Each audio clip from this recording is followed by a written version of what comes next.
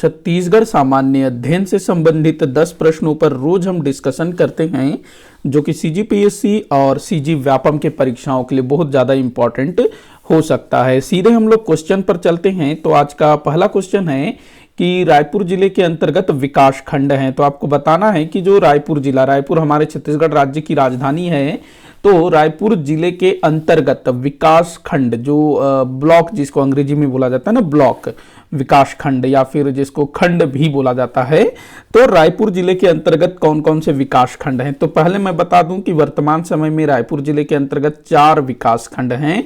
कौन कौन से हैं भाई? तो एक है धरसींवा, तिल्दा, आरंग और अभनपुर। ध्यान रखना, ये जो रायपुर है ये फिलहाल विकास खंड नहीं है। रायपुर जो है धरसींवा विकास खंड के अंतर्गत आता है। ध्यान रखना, रायपुर किस विकास खंड के अंतर्गत आता है? तो धरसींवा विकास खंड के अंतर्गत आता है। तो यहां पर आपका आंसर हो जाएगा 1, 2, 4, 5। ये जो है आपका उत्तर होगा। तो कूट में हम ये आंसर देख लेते हैं, 1, 2, 4, 5। तो ये जो है आपका उत्तर होगा। अगला क्वेश्चन हम लोग देखते हैं, किसे किला डोंगरी के नाम से भी जाना जाता है? तो हमारे छत्तीसगढ़ में किसे किला डोंगरी के नाम से भी जाना जाता है? तो किला डोंगरी, केशकाल घाटी की अगर हम बात करें तो इसको तेलिन घाटी के नाम से भी जाना जाता है ना। इसको तेलिन माता का मंदिर है केशकाल घाटी के बीच में।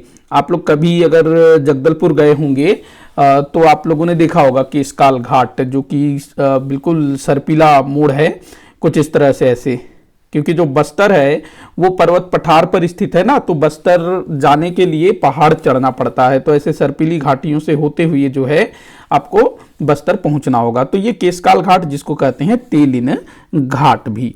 उसके बाद दिया है आरी डोंगरी। आरी डोंगरी जो है ये कांकेर जिले में है और ये लौह अयस्क के लिए प्रसिद्ध है। यहाँ से लौह अयस्क की खदानें हैं, मतलब लौह अयस्क के भंडार प्राप्त हुए हैं।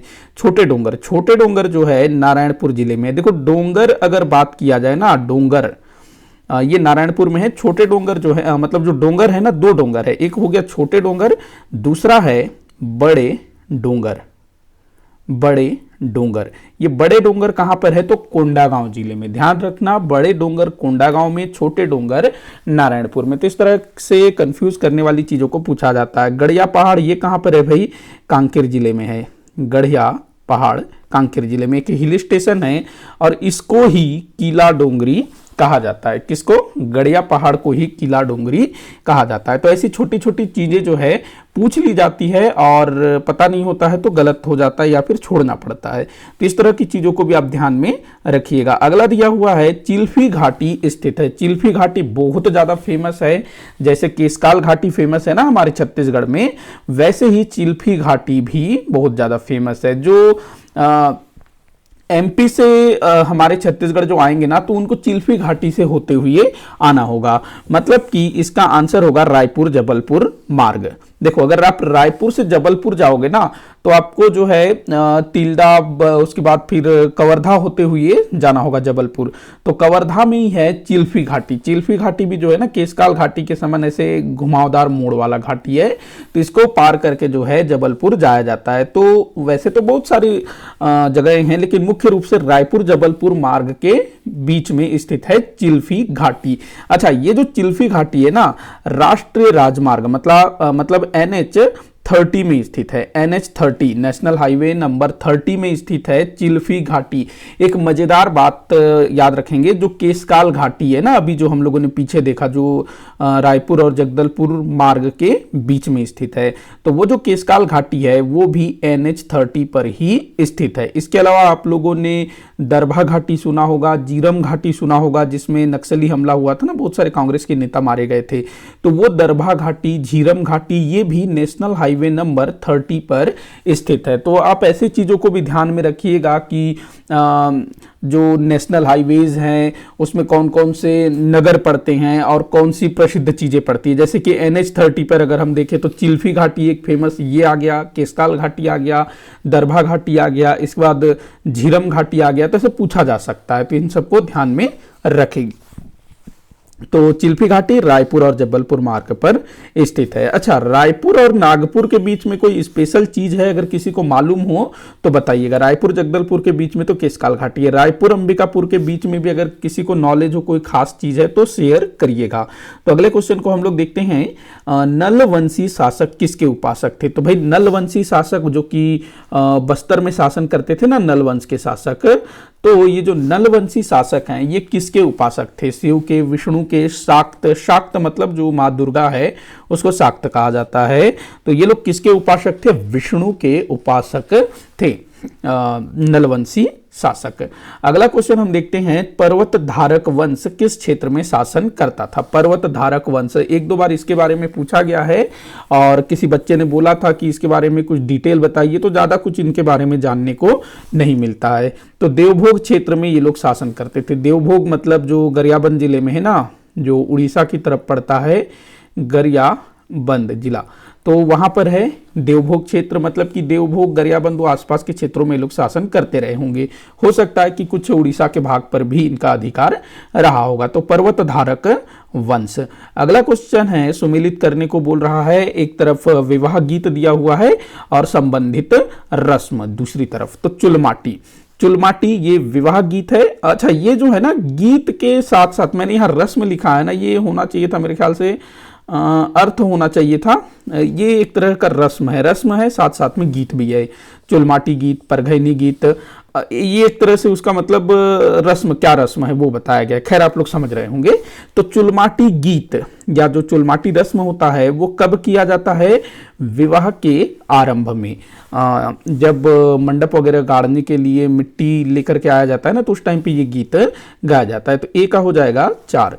परघैनी, परघैनी गीत जो है ना ये भोजन के समय हास परिहास के लिए गाया जाता है। विशेष करके जब बारातियों को भोजन कराया जाता है उस टाइम पर ये होता है, या फिर नॉर्मल भी होता है, जैसे कि भोजन वगैरह हो रहा है तो उस टाइम पे एक तरह का मनोरंजन गीत है। विवाह में मतलब काफी सारी चीजें होती है ना, तो हास परिहास भी होता है। तो बी का हो जाएगा 3। भड़ैनी, भड़ैनी जो है ना, एक मिनट माफी चाहूंगा, यहां मैंने एक मिस्टेक कर दिया, सॉरी। ये जो है ना परघैनी, ये बारात के स्वागत के समय गाया जाता है। सॉरी, माफी चाहूंगा, मैं भोजन के समय बता दिया था, सॉरी। तो ये बारात के स्वागत के समय भड़ैनी गाया जाता है। परघैनी, बारात के स्वागत के समय परघैनी गीत गाया जाता है। बारात को जो है परघाते हैं। भड़ैनी ये जो है भोजन के समय हास परिहास वाला गाना है भड़ैनी, तो ये ऐसे होगा, माफी चाहूंगा मैं।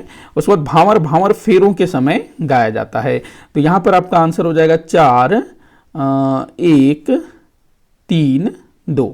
4 1 3 2 ये जो है आपका उत्तर होगा। 4 1 3 2 ये जो है आपका सही उत्तर होगा। तो ध्यान रखेंगे, चुलमाटी सबसे पहला गीत होता है, परघैनी बारात के स्वागत के समय, भड़ैनी भोजन के समय, भांवर जो है फेरों के समय।